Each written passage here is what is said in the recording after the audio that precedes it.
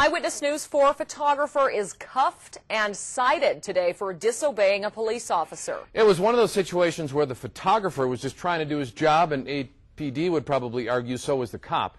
Tonight, the Albuquerque police chief is reviewing the tape you're about to see if the officer might have crossed the line. This is unedited videotape. APD says a driver and officers exchanged gunfire at Copper and Rhode Island this morning. At 3:30 a.m., our photographer approached these two police cars at Copper and Grove, believing the suspect was already in custody. He was told he had to go to a media staging area, but claims the officers would not tell him where that was, so he just moved back.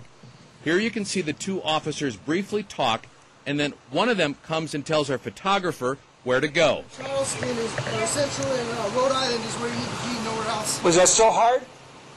Was that so hard? Could I get your name? Could I get your name? And your badge number, sir? It's not asking that much. The officer walks away, then briefly looks at her photographer, then walks out of frame while the other officer begins to drive away from the scene. The photographer then begins to put his camera into his news vehicle when the officer begins circling around.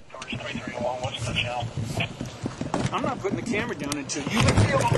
Hey, we're rolling, bud. We're rolling. You hit me. It's all on camera. This is against the law. Quit it. You break a $50,000 camera. Hey. He better. I'm not doing anything. Put your camera up. No. It's the only thing that protects me, ma'am. I'm not putting my camera. What, are you going to arrest me now? No.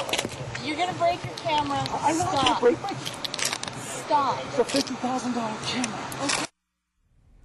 Our photographer was released by police about 90 minutes later, just after 5 this morning.